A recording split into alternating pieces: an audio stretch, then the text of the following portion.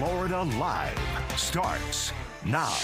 Well, good afternoon to you and welcome into Florida Live. I'm Garrett Wymer, and thanks for joining us on this Tuesday afternoon, live on Fox Local, YouTube, and on Fox 35 TV. If you've been with us throughout the afternoon on Fox Local, we appreciate it. It has been a busy afternoon. We've listened in on a number of live events, heard from Governor DeSantis today, CFO Blaise Ngolia, President Donald Trump speaking to Republicans at a White House Rose Garden luncheon.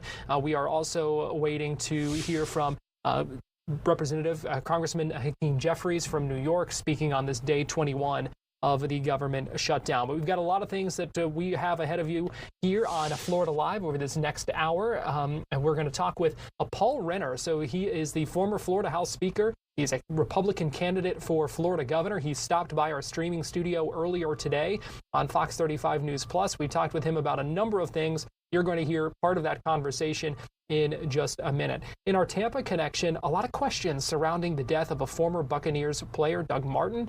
We're going to get into that with Fox 13's Nancy Gay. Tracking Tropical Storm Melissa. That storm has formed in the Caribbean. So what's it going to do? That's the big question. What are the impacts going to be? We're going to check in with Fox 35 Storm Team meteorologist TJ Springer in just a little bit. And we'll also take you in the field with Fox 35's Chris Lindsay as we look to some of the impacts of the government shutdown here in Florida, including what it means for the Sanford Air Show this weekend. That's coming up a little bit later in the show. But we do begin with our conversation earlier today with Paul Renner, the former Florida House Speaker, Republican candidate for governor. As I said, we talked about a number of topics, and if you'd like to watch that full conversation, you can do so right now on Fox Local and on fox35orlando.com. One of the things that we talked about for a while was affordability. That's a big issue in the state right now, a big issue in his campaign as well. And I also asked him to weigh in on the property tax proposals that are being considered in the House, the State House. We got a first look at those last week. So here's a little bit of my conversation with Paul Renner earlier today on Fox 35 News Plus. Affordability, I know that has been a big issue in your campaign. It's been a big issue. We know it's on the minds of voters. We have seen that in polling. You hear it in conversations with people. I'm sure you hear it in conversations with folks, all across the state. What are your biggest priorities when it comes to kind of trying to tackle that head on, trying to address that? Yeah, well, first of all, insurance. When I was Speaker, we tackled insurance, and we saw double-digit increases in homeowners. Auto had gone up 30% 1 year around the time of our reforms. We're seeing auto rates substantially going down pretty well, and have been and will continue to go down here in Florida. They're not going down anywhere. Nothing's going down in price anywhere in the country. So we've seen that progress. Homeowners have stabilized. Some people are seeing some decreases, but at least it's not the double-digit year-over-year increases. We need to continue to do home hardening. So My Safe Florida Home was another program that we shepherded, but we also did that litigation reform that helped get some of the garbage out of our litigation system to help lower those insurance costs. So we have to keep doing that. We have to look at property insurance and how we can give some relief there as well. Let's talk about property taxes. That is a big talker across the state. It's something that's on people's minds. We know that it's going to be a big focus of this upcoming legislative session. In fact, last week we got our first look at some of the House proposals and some of what they are going to be considering. I think it's 8 different proposals that they want to, Right. going to see what the voters think, essentially. What is your take on what we're seeing on some of those proposals from the House as we get our first look at those? And I meant to conclude with property tax, not insurance, but the property tax is an issue we have to look at. It's grown twice as fast as the rest of the nation.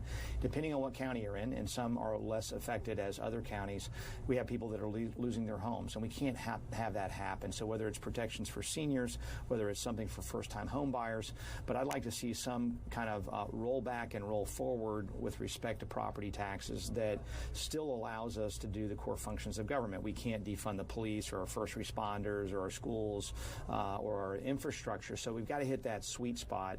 And if people want to completely eliminate property tax, we can have that conversation about what do we do to replace that so we can have those core services. But I think something can be done short of a complete repeal that will bring real relief to people. And there's a lot of people that really need that right now. What do you want to see with that? What kind of specifics are you would you like to see the legislature go ahead and take? Well, everything the House has proposed, and I think there's some really good ideas there, is would require a 60% vote by the voters next year, meaning it wouldn't take effect until 2027 after the election. And I think that's too late. I think this year, if I were governor, I would focus the legislature on some kind of temporary relief, whether that's the rebate the governor has talked about or something that can get some help to the people that most need it this year. And then we can look at larger reforms on the ballot for 2026. And then if we want to go all the way and get rid of property taxes, what are we going to do as a replacement in terms of revenue to replace that money? Because that is a big question that I know these local governments have, that there's been some pushback, against, because, how do you replace some of that, and how do you, reassure some of these local governments that there aren't going to become cutbacks to essential services and also services that may not be necessarily deemed essential, but that folks in that community rely on?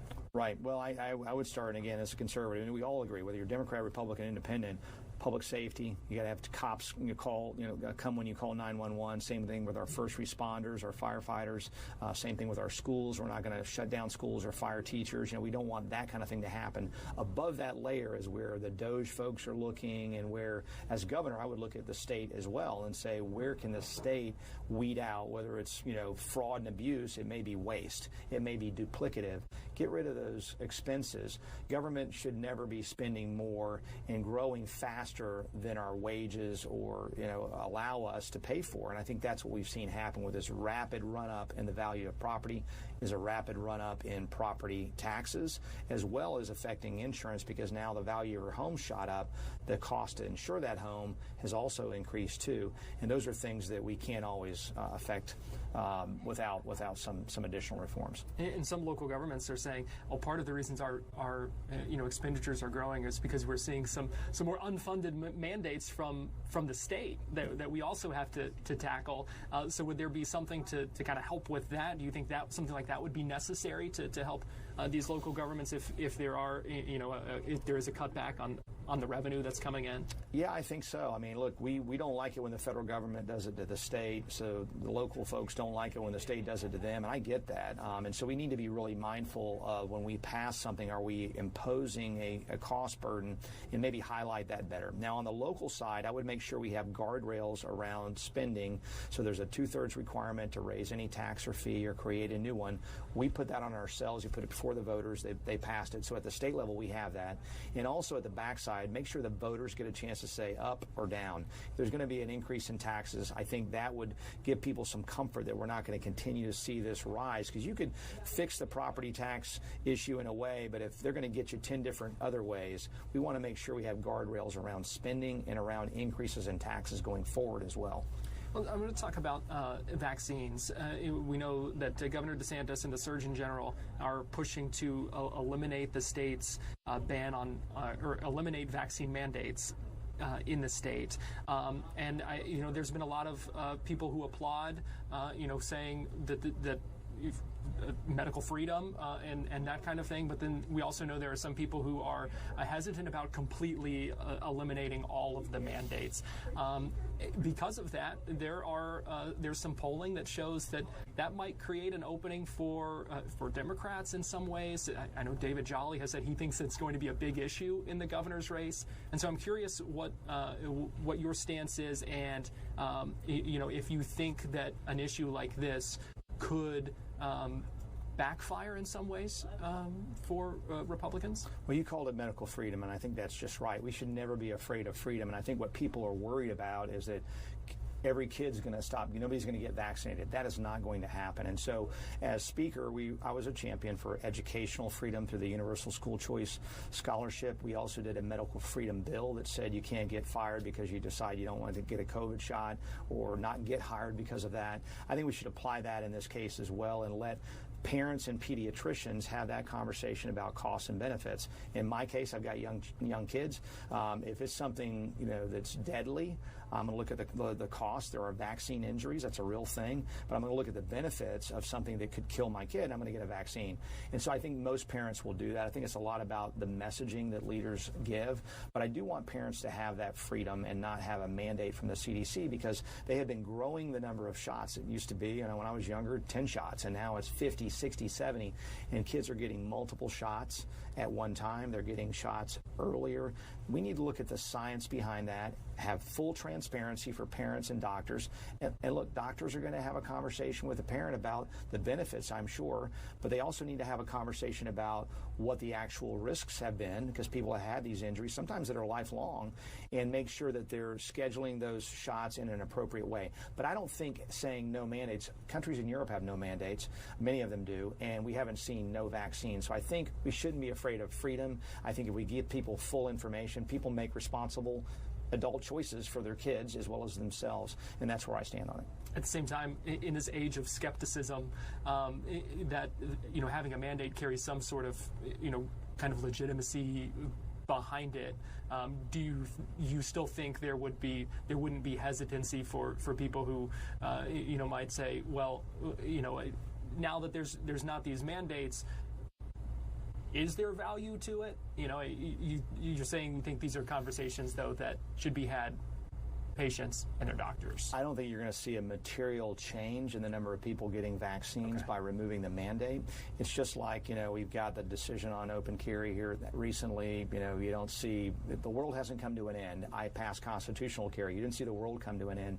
People can exercise their freedom in a responsible way. And in the case of vaccines, I think the key is giving people lots of information about both the cost, the potential risk of a vaccine, because they're there in some cases, and as well as the benefits, which are also there. And clearly, vaccines have saved lives over time, but that's a decision that I want a parent and the pediatrician, not the CDC, to make for the pediatrician and the parent regarding their children.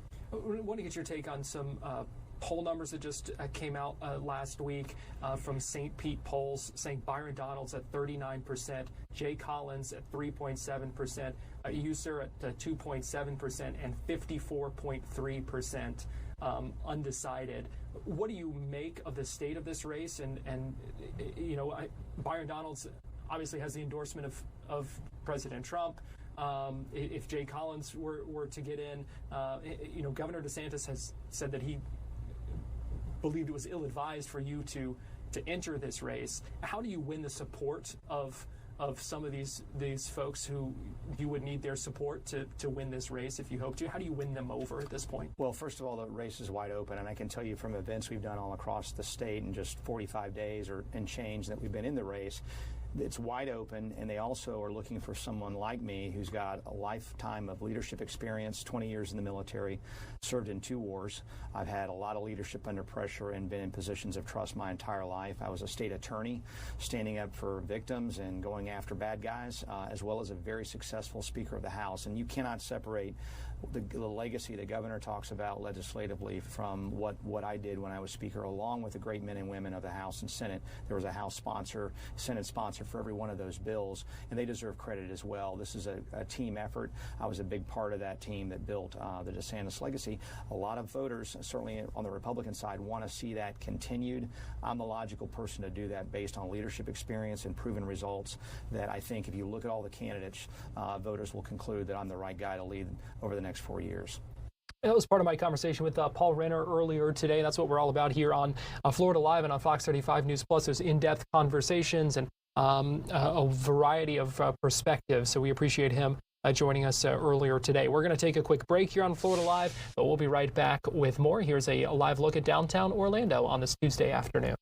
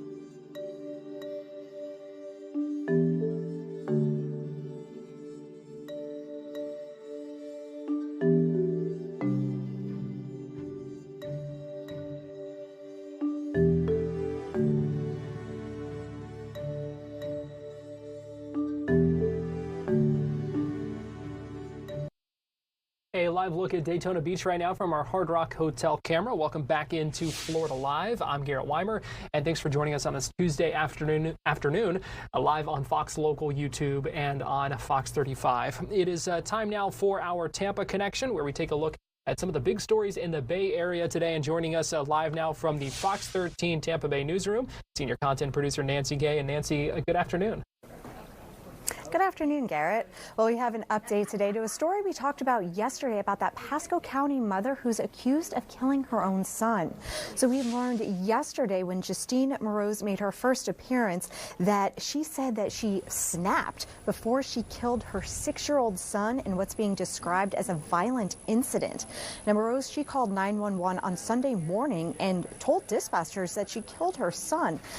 Documents show that her 6-year-old son had autism, and he was banging his head on the floor, and that's when she allegedly snapped and started strangling the little boy. Now, those court records also state that Morose told officials she also tried to take her own life after killing her son. She did make her first appearance in court yesterday afternoon and is being held without bond. Now, Pasco County Schools confirmed to us that she did work for them, and the district said she was an itinerant, which means she traveled from school to school. Morose will be back in court on October 27th for a pretrial detention hearing, and the state tells us that it plans to ask that Morose be held behind bars until her trial. Garrett? All right, the disturbing details out of that case, but certainly paints a little bit more of a picture than we had when we first talked about this case yesterday, Nancy. Our second story, and that's a woman wanted in a hit and run arrested out of state. Yes, that's right. This hit and run happened earlier this month, and 2 teenagers were severely injured in this crash that happened in Hudson. And troopers say that Kelsey Mormon struck the 2 teenagers as they were trying to cross the street on a bike. They were on their way to get snacks, and that's when troopers say she hit them and took off. They tell us that Mormon is from Tennessee, and that's where she was located almost a week after the accident. Now, both of those teens, they are still in the hospital, and they suffered broken bones and internal injuries. At first, family members said it looked like one of those teenagers was not going to survive. However, they are both expected to recover.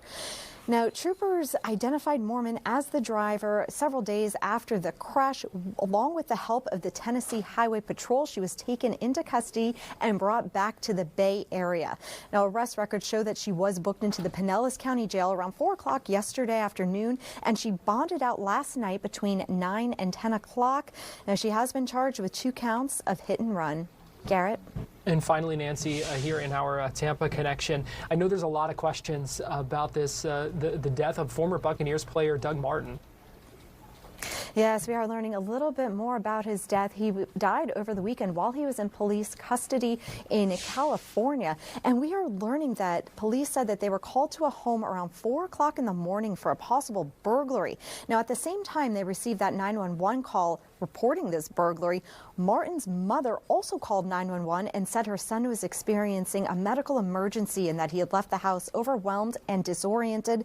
Now, when officers arrived, they found Martin inside a neighbor's home that was just 2 doors down from his own home. Police said he was detained after a brief struggle, but he quickly became unresponsive. And paramedics, they said they gave him medical aid and took him to a nearby hospital, and that's where he later died. Now, Athletes First, which is Martin's former agency, confirmed that he had long battled mental health challenges that profoundly impacted his personal and professional life. The agency said his parents had been seeking medical assistance for him in the days leading up to the incident. And civil rights attorney John Burris, he is monitoring the case closely, and he said there are several questions that still remain unanswered. You need to find out from that what kind of drugs were involved, if any, alcohol and or drugs that would have contributed to behaviors. And there's always this question as a football player, as you know, whether or not there's CT issues involved, because I have seen down through the years that when we have men who happen to meet to early demise, sometimes it's a consequence of having some kind of brain damage that had been undiagnosed prior to their passing. So that could be a factor too. Officials say both autopsy and toxicology reports are pending and could take several days to complete. Now, he was a first-round draft pick for the Tampa Bay Buccaneers in 2012, and he became known as the muscle hamster for his bruising, powerful running style. Despite his 5'9" frame, he was a standout at Boise State. He rushed more than 5,300 yards and 30 touchdowns over his 7-year career in the NFL. He did spend 6 seasons here in Tampa Bay before joining the Oakland Raiders in 2018 for his final year. And in a statement, the Tampa Bay Buccaneers called Martin a fan favorite who made a lasting impact on the franchise. He was honored as one of the top 50 players in the team's history during the organization's 50-year anniversary celebration. And the NFL also released a statement saying it is deeply saddened by his passing and it is thinking of his loved ones. Garrett? Yeah, certainly sad to hear about this, and will continue to be so as we learn more details about what happened. Fox 13 senior content producer Nancy Gay, we appreciate you joining us for our Tampa Connection today. Thank you. It is time now for our Florida Live forecast. I want to bring in Fox 35 Storm Team meteorologist TJ Springer joining me live in our streaming studio here. And the big talk today, now tropical storm Melissa. We were talking yesterday, and you said in the next couple of days this thing's going to form, and we've now seen that. We have, yeah, definitely some more storms kind of gathering around that circulation, Garrett. And I'm sure as we head through the next few days, we'll continue to see it organizing more. There's just so much warmth in the Caribbean right now, so much fuel for Melissa to feed off of. Right now, that's our latest satellite imagery. We can see the grays, the blacks. That's the storminess that is continuing to develop around Melissa. Now that we have that official track, though, there's a big widening as it starts to lift up closer to Hispaniola. But you can see it's just this hot spot of fuel. This ocean heat content is so high because it's been untouched this year, Garrett, and I think that's going to be the interesting thing as it works with some of that fuel, as it works westbound over the next few days. Where is it exactly going to get picked up? Is it going to get picked up? Is it going to stall? Is it going to kind of do a loop or just hang out in the Caribbean? And, you know, if anyone has interest, family, friends across Hispaniola, whether that be the DR or Haiti, Jamaica, even parts of Cuba, it's just the Caribbean as a whole certainly needs to watch this, as we will be. But I think even now that we have Tropical Storm Melissa on our hands, I think it's still too soon to officially say, hey, we're clear in the Sunshine State, we're good to go. I think at least it seems like with how we had that nor'easter offshore and Imelda earlier on in the year, we had indirect impacts, and I think that would probably be a bigger concern for us. But at least right now, I think it's still a possibility that this goes farther west. And if it does go farther west of Jamaica, when could it get picked back to the north and east with an incoming system, and in turn maybe get a little closer to us here at home? When will we get a better idea of what those impacts are going to be? I think at least it's a good bet to say right now that as we head toward this upcoming weekend, probably like we saw last week and the week prior, the big tides, the coastal flooding potential, more beach erosion, high surf, high rip current risk, sadly. But I would hopefully think, but as we head closer to this weekend, we'd have a better handle on that incoming dip in the jet. Would it steer Melissa away from Florida, push it back into the open Atlantic, or is it going to still be hanging out in the Caribbean, dumping rain there, and still just kind of stalled out with that lack of greater steering? Yeah, so still some questions about that, but not looking great for Haiti and Dominican Republic. I mean, seen some of the potential rainfall projections, and it seems intense. Yeah, I mean the one positive is that, if it were to be a stronger system, a potential Hurricane Melissa at that point, hopefully the mountainous terrain will try to tear her down a bit, but it could be 1 to 2 feet of rain plus in some spots, depending on where the worst of Melissa goes, where the center goes. But certainly looks like, I think for now it's safe to say that Jamaica, parts of Cuba, and certainly Hispaniola all need to watch this extremely closely, and then potentially the Bahamas from there.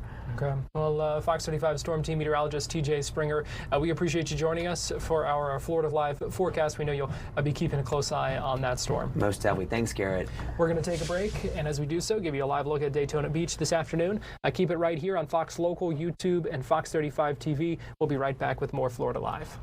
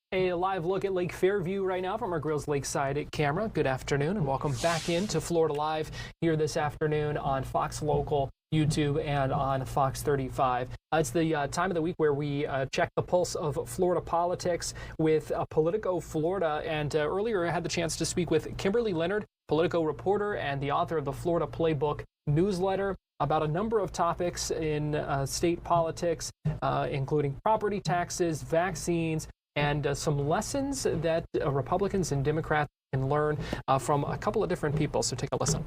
Let's start here. You wrote today in Florida Playbook about the next steps in the vaccine fight. This is something that I know people are watching closely with the upcoming legislative session and really waiting to see how this is going to play out. Yeah, and I'll tell you what, it sounds like members of the legislature are waiting to see how it plays out, too. I could not get a straight answer from anyone that I asked about who would be introducing a bill to limit vaccine mandates. I don't even know, if leadership is on board. There are certainly members who are nervous about the idea of not mandating vaccines in schools. And they are, just trying to navigate this. I actually ran into some state house lawmakers in Miami last night and was told to just basically stay tuned. So as viewers are probably aware, the governor and his state surgeon general have called for undoing all state vaccine mandates. And there are some that can be done, through rulemaking with the health department, but others have to go through the legislature. So it's been an interesting kind of trying to peel away at some of the details. I can tell you, though, that Democrats are ready to make this an issue. They know that families are nervous. And so, for example, Anna Eskamani, who is in Orlando, did a forum on it on Monday night where she had healthcare professionals talk about how important it was to get vaccinated. And so there's just some counter messaging that's beginning to come out, and Democrats are really looking for every opportunity to contrast themselves with Republicans ahead of the next election. Well, and some polling suggests that this may create an opening for Democrats. Yeah, and listen, it's still early, and I think if one thing Governor DeSantis has shown that he is able to persuade people when he wants to. I mean, when he got in the fight against legalizing marijuana and against making abortion access broadly available, he won both of those fights. Now, a majority of Floridians still voted in favor of those things, but it didn't reach the 60% ballot threshold needed for passage. So there's reason for him to feel, kind of bullish on his efforts, and I expect him to get very vocal about it. I mean, his state surgeon general has been talking about it a lot. Casey DeSantis is doing this MAHA commission. And so the idea that, the First Lady is going to be vocal too, they probably have some room to get a lot of eyeballs on this. And another thing that we know is a big topic with the upcoming session, that's property taxes. We've gotten our first look at the House proposals that we learned some more about on last week, Thursday or Friday. And that's also going to be an interesting situation, an interesting dynamic to watch in the upcoming session. Yeah, so that was a big surprise. I was told something was coming, and to watch for, essentially was told there's just a calm before the storm. Governor DeSantis has called for an all-out repeal of property taxes on primary homes. That is not what the House has delivered. They basically put up 8 different proposals on property taxes. Now, none of them would undo the property taxes that go towards schools. They want to preserve that. But they basically chip away at it in other ways. So one of them, for instance, says that seniors would not be would not be charged property taxes. So that is really trying to get at a group, for example, that has a fixed income, relies on, retirement in a certain place, but is being driven out of their homes because of higher property taxes. So now they are saying that it's up to the Senate to pick it up. And I have not heard anything from Senate leadership about how they're feeling about it, but we haven't even heard from the governor addressing it. He is set to speak today, but this is definitely not what was requested, and I expect it to get pretty contentious, I would say. Yeah, does this give us an indication of what we can expect? If we expect to see some more tension this session? Yeah. I mean, the governor was really clear, and then the House puts out 8 different proposals and says, we'll let voters choose, but some of the proposals don't go together, so if voters were to accept all of them, they'd have to sort of figure out how to, make it happen. And it also doesn't broadly hit a ton of people. So that's where it's going to be, kind of dicey in terms of figuring it all out. Look, this is a fraught topic because a lot of local governments are concerned that they're going to lose a major source of revenue. But going around Miami where I live, this is something that comes up with voters all the time. They really feel like it's gotten out of control. New home buyers are paying a lot more than the people who owned a house, just months before they did. So this is something voters care a lot about. Do they want it to, fully be abolished? I mean, of course, most people would love to pay a lower property tax bill, but I think there's also a lot of concern about, especially law enforcement, especially schools, first responders, that 911 call, things like that. And so there hasn't really been, from what I've seen, a substantive discussion about what it would mean. And so a lot of the debate seems to be happening behind the scenes. When it comes to the 2026 governor's race, things certainly seem to be, kind of revving up. But we're also seeing a potential future First Lady of Florida kicking off a speaking tour of her own. I know you had the chance to speak with Erika Donalds. Yeah, Erika Donalds has been, very open and sitting down with press, from a lot of different outlets to, she's someone who has a long track record in education policy. So, if her husband is elected governor, that would mean a First Lady who is deeply versed in this area, who has this experience. She runs a management company for charter schools. And so she and I sat down last week. She was at Florida International University in Miami, and she's kicking off a speaking tour. Now, she and Byron Donalds were very, very close to Charlie Kirk, and she was definitely really torn up when we talked. But she sees what she's doing, this speaking tour where she's talking about education policy and the Trump administration's effort to wind down the Department of Education. She sees a speaking tour with college students as essentially continuing what Charlie Kirk was doing.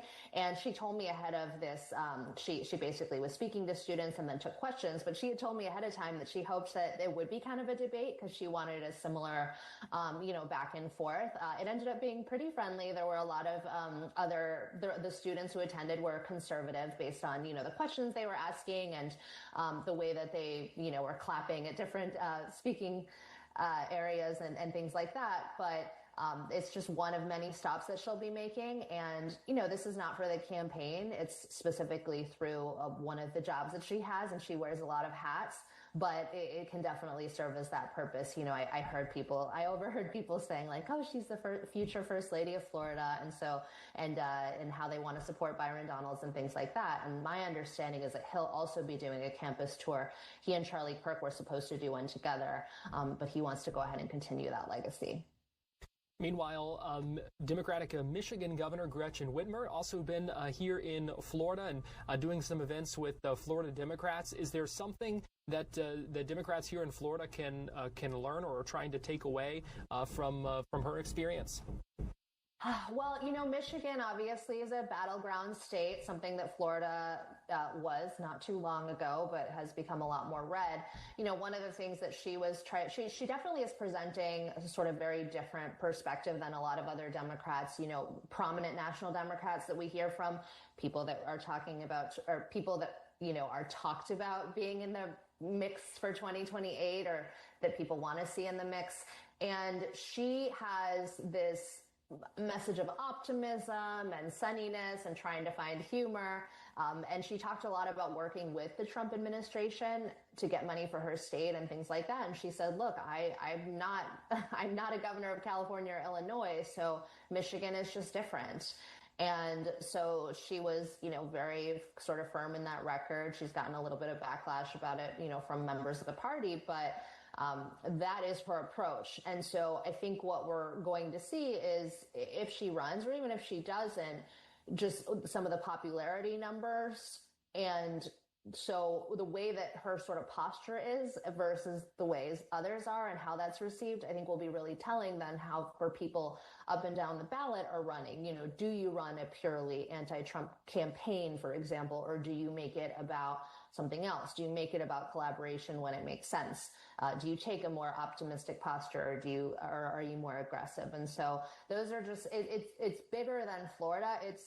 It's about the future of the Democratic Party, which right now is pretty murky, as the party is really trying to figure out, what went wrong for them in 2024 and where they can go next. Last thing here, Kimberly, what's next and what should we keep an eye on when it comes to Florida politics? Yeah, to me, the biggest thing I'll be looking at over the next couple of weeks is the Miami mayoral race. It's not getting as much attention nationally as it probably should be, so I'm going to be writing a lot about that.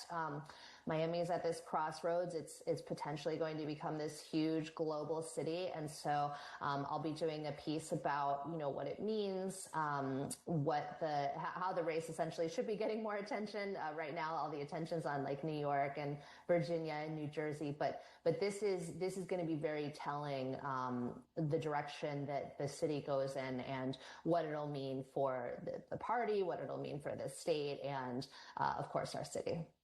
Kimberly Leonard, Politico reporter and the author of the Florida Playbook newsletter. We appreciate you joining us here on Florida Live.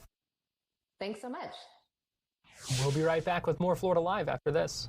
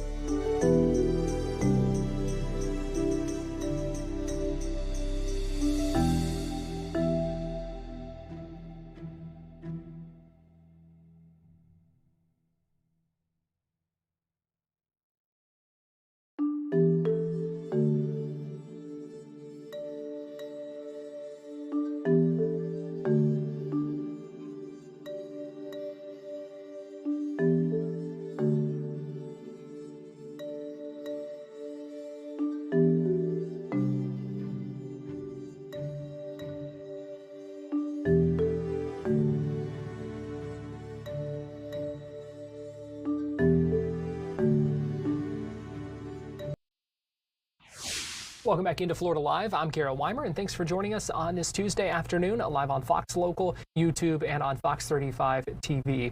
Fox 35 has reporters in the field all across Central Florida this afternoon, including in Sanford, where we're learning that the government shutdown going on in our nation's capital is grounding some planes that were expected this weekend at the big annual air show in Sanford. Joining me live now is Fox 35 news reporter Chris Lindsay. And Chris, what's the situation here? Well, we're still working to confirm some details. However, we did speak with some organizers of the Air Show here in Sanford to be held this weekend, and they say they'll get back to us this evening. While we wait for that information, everybody wants to know, will the U.S. Air Force Thunderbirds be flying? As of right now, it's still up in the air, no pun intended, but we do know that multiple shows across the country have been canceled in Georgia, in California, and Mississippi. I spoke with a woman who lives not far from this airport who tells me she was very much looking forward to those flying over her home. It's very exciting, the noise, the loudness, and just the rumble. I know for where I live, my windows rattle when they come by, so it's pretty cool. It's very exciting. So, of course, there are other pilots and other planes and aircraft that are included in the show, but for a lot of people, those particular aircrafts are what they come specifically to this airport for. Garrett? Yeah, and this is normally, this is something that is often a big draw and a big event in the area. Absolutely. It's a huge deal for a lot of people. One of the things that brought our attention to this, a lot of people are taking to social media because they've seen these cancellations of entire events, but also the Thunderbirds pulling out of other events. They're very concerned and worried that what they are coming to see this weekend won't be happening, or won't be happening in the way that they're looking forward to. Yeah, and obviously, that show is coming up quick. We're just a few days away now, so hoping for some answers. I'm sure folks are. Certainly, organizers say they'll have something for us later this evening, or possibly even this afternoon if they're able to get back to us in time. But we should know before the night is out. All right, Fox 35 News reporter Chris Lindsay, we appreciate you joining us live in the field this afternoon in Sanford. Thanks for joining us here on Florida Live.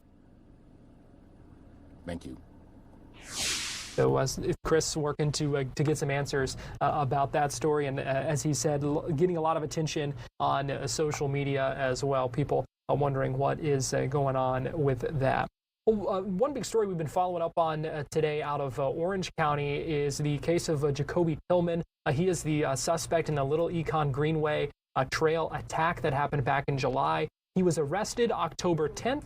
He was released on bond just a couple of days later. His bond was set at $9,500, and there was some outrage over that when that decision was announced. Well, he is now back behind bars. That's after a judge revoked his bond in a hearing earlier today after prosecutors say he violated a no-contact order by posting videos on TikTok.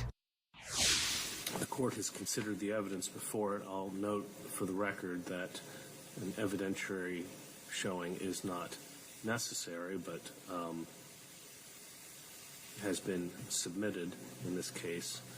The court does find probable cause that the defendant has violated the terms of his release. As to the date of the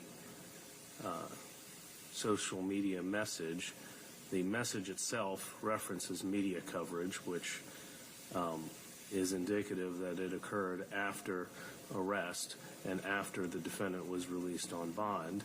They include messages from prior to that arrest, but the posting itself comes after, especially given its reference to media coverage. The complaint affidavit makes it clear that the witness at issue is involved in the case and is one of the few people mentioned as a potential witness in the case. As to the fact that it was posted on social media, while the defense's argument is creative with regard to that not being a communication. This was a communication that was clearly intended to reach the person that the defendant was prohibited from contacting. This is not akin to yelling it out in the street. It's akin to yelling it out in the street while the person you're not supposed to contact is standing on the sidewalk. Therefore, the motion is granted, bond is revoked, the defendant shall be held in custody pending further proceedings. We'll be adjourned on that case.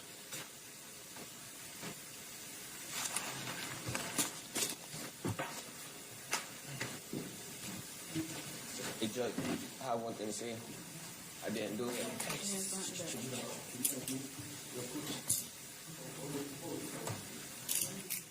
Jacoby Tillman, as you heard there, addressing the judge at the end, saying, I have one thing to say, I didn't do it, as he was handcuffed and taken into custody. And again, this is a case that has gotten a lot of attention, specifically over the bond that was originally granted to him. Governor Ron DeSantis was in Martin County earlier today holding a news conference, and he was asked about this case and what his response, his take for that bond originally being granted. Here's what he said. Who was granted bond. It was revoked this morning after his arrest for attacking a woman who was jogging. Well, I'm glad that they got him back behind bars where he belongs. I thought for the crimes he was accused of committing, to spring him out on basically a negligible bond, I thought was a disgrace.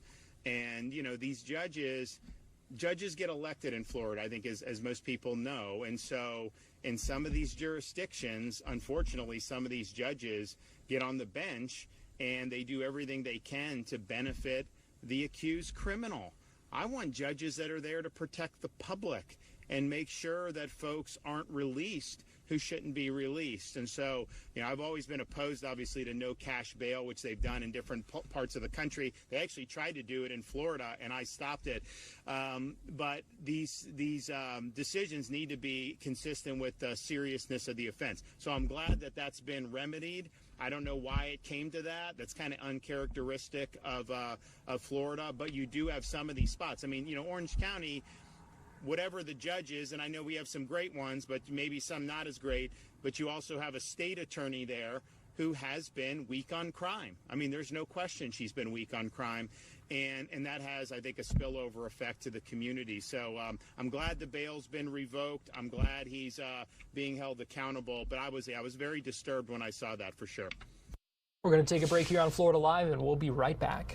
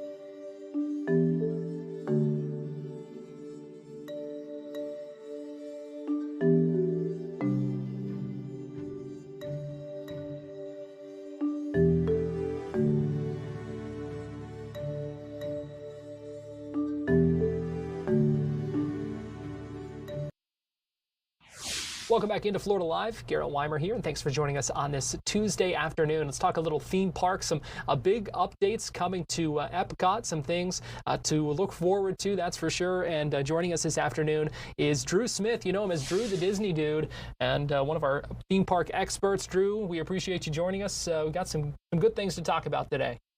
Yeah, lots to cover in a short amount of time, so let's dive into it. All right, and let's start with the big news about Soarin'. If you like Soarin' around the world, you're going to love Soarin' across America. Tell us what we know about it.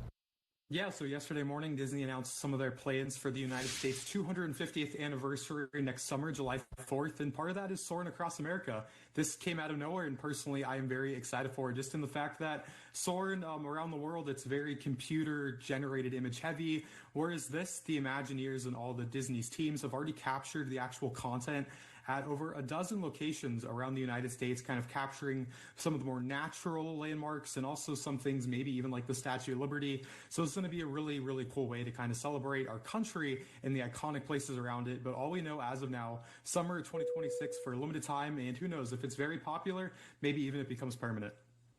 Yeah, and kind of neat to have a little bit of a change, you know, a way to kind of refresh that ride for a little bit at least as well. If it's something that you've experienced it time and time again, you get a new experience on that. Yeah, and I think it just really lines up with how Disney has been optimizing the parks lately. If they think that they can improve something and get a reason for people to want to ride an attraction again, with this Soarin', you know, being iconic for decades now, I think it's a perfect way, not only for America's 250th anniversary, but just that people love this attraction. So looking forward to it, and hopefully that is before the 4th of July, so people coming for Memorial Day maybe even get to ride it, but for now we just got to wait on that date. Updates to another popular ride, and that is Remy's Ratatouille Adventure going 2D.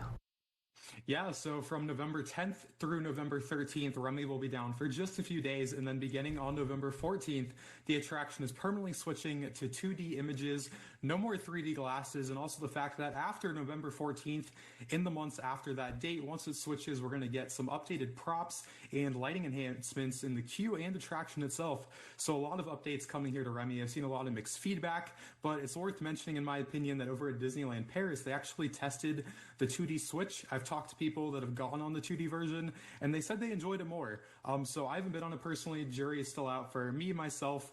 But yeah, it's definitely worth noting as this attraction opened with 3D, and just in a couple of weeks, we're going to see a major change over at that attraction. And could open it up to more people who may be hesitant to ride on the 3D for, you know, motion sickness or whatever other reasons. 100%. And I'm glad you mentioned that, because I haven't even thought of it, but people have been saying that in my comment section whenever the news first broke. I wonder if that's part of the reason why Paris did it, and now management of Walt Disney World said, hey, if it worked over there and people didn't really mind it, let's do it here. I'm sure they're going to get a lot of internal data after November 14th, so it'll be interesting to see how this one turns out. All right, got about a minute left here, but we got to talk about Epcot's International Festival of the Arts. We now know the dates and some information for that. Yeah, so beginning in January, the Epcot International Festival of the Arts is going to come back for 39 days. Personally, this is my favorite Epcot festival just because it really highlights the amount of talent that these artists have. Like you guys are seeing on screen right now, there's so much beautiful art around the park that you can see, even if you aren't buying anything. So you can just really walk around, enjoy everything there. And it's really cool because every week it's kind of different, because the artwork, they redo it. They do new things on the ground. And just the fact that you can actually meet the artists behind these pieces around World Showcase. And then Disney on Broadway, seeing those actual Broadway performers back at the American Gardens Theater. An incredible festival coming back in January. Yeah, there is always something to see with that festival. All the festivals at Epcot, they're always so much fun. Drew Smith, Drew the Disney Dude, we appreciate you joining us this afternoon here on Florida Live. Thanks for having me on. And we appreciate you joining us this afternoon here on Florida Live. It has been a busy day. We started Fox 35 News Plus at 11 a.m. Have been going all the way to 3 o'clock here and have covered a lot of ground. If you're just joining us on the TV side, we hope you join us on streaming as well. Download that Fox Local app on your smart TV. Download it on your phone. You get all the updates you need on there, push notifications, all that. And you can easily watch our streaming with Fox 35 News Plus and also with Florida Live. We are here weekdays 2 to 3 p.m. on Fox 35. with Florida Live, and we appreciate you joining us today. Trying to figure out which camera I want to show you here. I don't have too much time to decide, so I better just pick one. Here's a live look at downtown Orlando as we wrap up our show. Thanks for joining us. Have a great afternoon.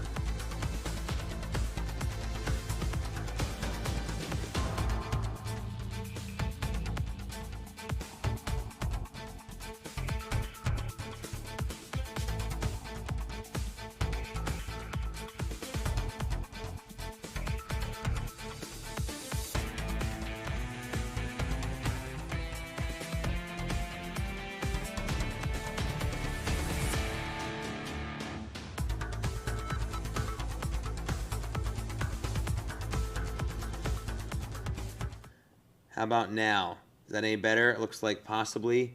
Yes, hopefully. Thank you all for weighing in. I appreciate it. Yeah, it looks like now we should be.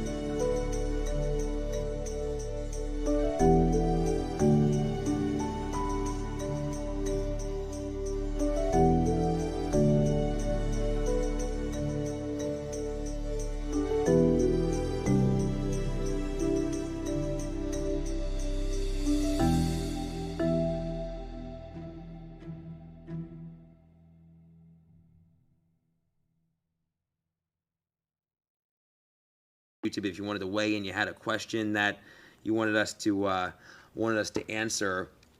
But now that we're getting back from our break, welcome back, Fox Local friends. Let's go through at least the potential intensity with this. And again, there's even some question marks there. You can see where the National Hurricane Center intensity forecast is, keeping it essentially at a tropical storm until we hit mid to late week, and then it starts to close in on Category 1 strength. But there is some data that suggests it could be Hurricane Melissa by the latter half of this upcoming work week, and we'll be monitoring that as well.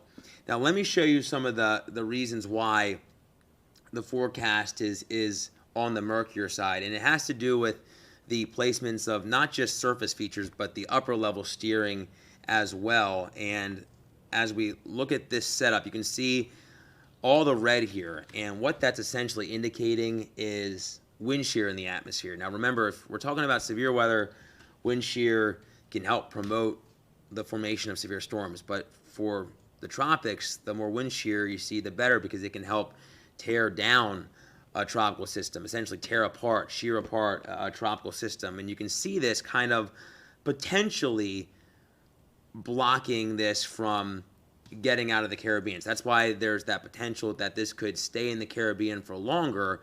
But with an incoming dip in the jet as we head through next Monday, if this is still hanging out in the Caribbean, could this get ushered up to the north and east? Could it be closer to Florida? Could it go through the Bahamas and off to the north and east from there? There's just a lot of factors that we're going to have to try to watch and see how it plays out, because it's just, as we've talked about, it's just too soon to say that we couldn't have any sort of impacts here at home, here locally across the Sunshine State. But it certainly seems like indirect impacts are a good bet. Hi, Donna. How are you? Hi, Vicky. Hi, Trey.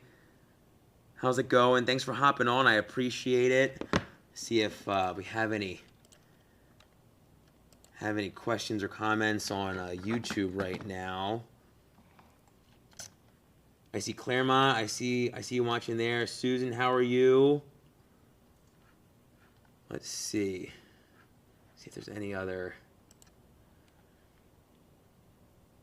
questions or comments. Nothing else that I can see on YouTube, but if you have something that comes across your mind, please throw it in.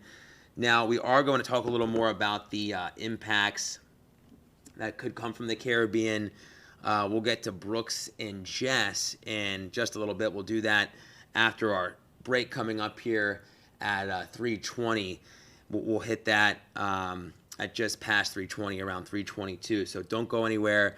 But you can see this incoming cold front that's going to be moving our way. Right now, not a lot of moisture associated with this. We can see some showers and thunderstorms across the deep south, moving through southeast Texas, central Louisiana, into Alabama and Mississippi, northwest Georgia. But for us, it looks like this is going to essentially fall apart as we progress through midweek. We're still going to get the good impacts of the cold front, a break from the humidity, a bit of a cool down. So if you're looking for that, maybe you're here on vacation and looking forward to some comfiness, we'll definitely have that as we head through Thursday and Friday. But it doesn't look like we're going to see really much rain from this. So it's great for the theme parks. If you're going to Disney, if you're going to maybe Universal, SeaWorld, the beaches, aside from the conditions in the water being a bit rough, at least it'll be nice to hang out and sunbathe. Right now, temperatures have gotten back up into the mid to upper 80s. It's a bit above normal, running a few degrees above average. 88 in Orlando, 86 in Claremont, but we still have that onshore flow, so it's certainly cooler up at the beaches. Palm Coast, Daytona, New Smyrna hanging out in the upper 70s and lower 80s, but inland, it's been a warmer and more humid day, that's for sure. And we're going to have that sticking around as we hit midweek. Dew point wise, you can kind of see the difference. North and west, it's drier up closer to, Jacksonville, the Florida-Georgia state line. But notice, even in Gainesville, dew points are in the middle 60s. But around the Orlando metro, lower 70s. So that's still somewhat uncomfortable. I mean, we know it could always be worse. We know it can be, up in the upper 70s and lower 80s here in peak summertime heat and humidity. We're not talking about that, but still humid for Central Florida for this time of the year. But we're definitely going to get a nice break once this cold front gets through. Now, tonight, still going to have the potential for some patchy fog, especially north and west. As temperatures dip toward the dew point, we'll have a lighter wind, so we won't really have much to stir up the low levels of the atmosphere. So if you're getting out and about early on Wednesday, remember there's low beam headlights, drive carefully. If you're out at the bus stop, Ocala, Gainesville, you might want to grab a sweatshirt, a light windbreaker, a hoodie if you're getting out, because it's going to be a little chilly, not quite as cool across Orlando and around the metro as a whole, out toward the coast, low 70s, but it'll be even crisp for us as we head through Thursday morning, Friday morning. It'll be a little cooler, so you may need to grab a jacket as you're heading out to the bus stop. Tomorrow we're back in the mid to upper 80s ahead of that front, and then once that gets through later in the day, we'll get that wind back around from the northwest, and we'll start to pull in some of that drier and less humid air as we progress into our Thursday. So something to look forward to. It'll be a really beautiful latter half of the week, but if you're getting out, it'll be warm and humid at the parks. The Food and Wine Festival in full effect right now at Epcot. The good news is you won't need the poncho, but definitely bring a big jug of water, mid to upper 80s as we head through 2 o'clock. It's going to be a warmer and humid day at the parks for sure. Now, let's throw up the 7-day here. You can kind of see what's in store the next few days. Not bad at all. Friday's probably going to be the pick of the week, the most comfy. But we are expecting another cold front to move our way. Could bring us a few showers early next week. Temperatures boost just a touch ahead of that. But overall, now that the rainy season has officially ended, looks like essentially a really great 7-day to be outdoors and enjoying all the good things that Central Florida has to offer. Now it's 3:19. When we get back from this upcoming break, we'll talk a little more about potential Hurricane Melissa down the road, but Tropical Storm Melissa right now.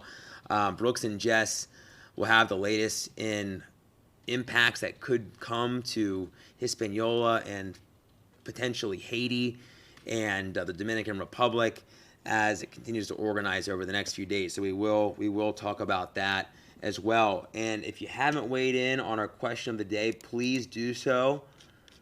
Let us know. I mean, it's funny because last night we had a story on on the air talking about adultoween and how adults are now loving Halloween essentially just as much as the young ones.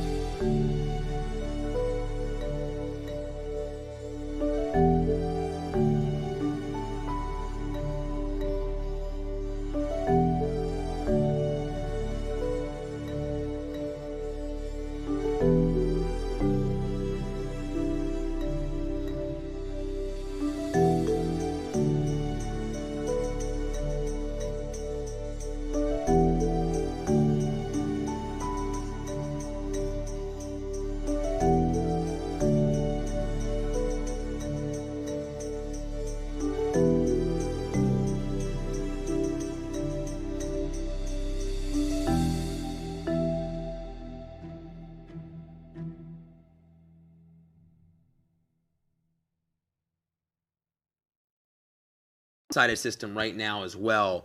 That'll be interesting to see as we head through time. Can we start to see this organize a bit further? But it's going to be moving into more warmth the farther west it goes in the Caribbean, and only seems like that'll be the case as it organizes just a bit further as we progress through midweek onward. All right, welcome back, Fox Local friends. We are going to talk to Brooks and Jess on how Melissa is going to unfold in the days ahead and some of the big impacts that we could see as we progress through not just the next few days, but into this weekend for the Caribbean. So Brooks, Jess, let's see what you have. Well, often weather and social issues cross lines when determining impacts from tropical systems. And in this case, we've got Melissa out there in the Caribbean that could prove to be the most disruptive, destructive, and deadly future hurricane of the 2025 season.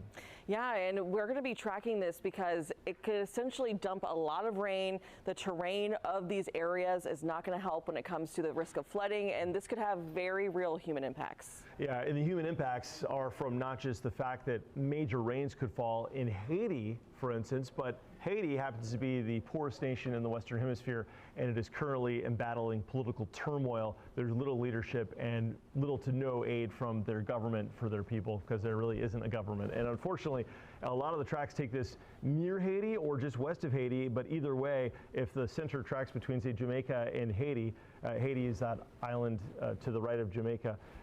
It's called Hispaniola, where you see the DR, and on the left is Haiti on the western side of it. If it tracks toward Jamaica or the waters between Jamaica, Haiti, and Cuba, it would put Haiti on the dirty side, and it would be rotating in massive amounts of heavy rain over a long period as it basically stalls over that area from Thursday through Monday of next week. Now, we've been looking at the different possibilities of its track, and it seems like this one is the most likely. Yeah, and it's really interesting, too, because when we talk about, usually Cuba and Haiti and Hispaniola as a whole, sometimes we can talk about how they can help us in hurricane season with the tall mountains and how they can essentially help to kind of shred apart storms and disrupt their strengthening. But in this situation, it's not ideal because it's going to be right on the cusp of these islands, so not quite being disrupted by them, and as a result, it's going to dump a lot of rain. It's going to cause water to funnel through parts of the mountains and into the valleys where lots of people live, and ultimately that can lead to a lot of issues. Yeah, if it was to track farther west toward the Caymans, Jamaica, and Cuba, it would be a much stronger hurricane, maybe even a Category 4 or Category 5. But if it tracks into Haiti, where it is, it could stay on the weaker side, still a hurricane. But those mountains, as Jessica said, would disrupt the organization. That said, that energy is translated into heavy rain, and there's something called orographic lifting. There's an upglide effect. There's 9,000 to 10,000 foot peaks, and essentially a flow from the southwest around this future hurricane would send upwards of 15 to as many as 45 inches of rain to these very high intensity zones of terrain and mountains. And unlike flat areas where that would fall and flood them catastrophically, like if you look at 2017's Hurricane Harvey in Houston, Texas, created massive flooding, $100 billion hurricane there, but there was no mountains. The difference here is that this flows into catastrophic mudslides, and there's no stopping that water when it starts coming down a mountain, and you're talking 46 inches of rain. Yeah, and we're talking over a short span of time, too. So that's another part of the problem in the equation. So this is going to be a situation that hopefully they can prepare as best as possible. We talked about Bermuda before, how they have all these special building codes, and their landscape and the terrain kind of helps them in terms of protecting them from hurricanes. This is almost like the opposite. Where they're just not quite as set up for that. Yeah, not in the least, and they're still recovering. This is where the social part of the game gets into the weather part of it as far as judging impacts. 2010, there was the massive 7.0 earthquake. You might remember the relief efforts, the Hope for Haiti concerts, all that stuff. 2016, Hurricane Matthew strikes with 20 to 40 inches of rain, causing massive flooding, killing the better part of 1,000 people in Haiti. And that last hurricane in 2016, Matthew, was one in a string of them. Jessica, you mentioned there was one in the 60s and one before that killed thousands of people. Yeah. There have been, just about like every 20 years or so, there have been a number of hurricanes that have killed well over 1,000 people. So the names are escaping my brain at the moment, but yeah. This is not new for them, but obviously it's still devastating every time it happens. Yeah, and Haiti's a vulnerable nation, vulnerable not just because of the terrain, but because there's a huge divide between the rich and the poor are extremely poor with no resources, no backup, no safety net. And so when catastrophic flash floods hit, they will quite literally sweep away villages that are in the countryside and in the mountains, especially near rivers where a lot of people live.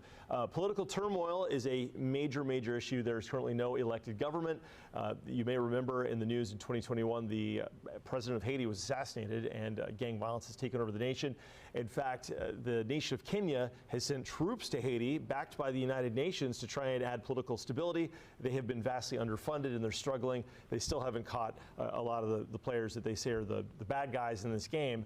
And so there's little or no disaster aid. So all said, you've got the meteorological side of it with what could be a pretty major system, the most deadly hurricane potential of the season so far, maybe one of the biggest hurricanes. And on top of that, it could strike one of the more vulnerable areas.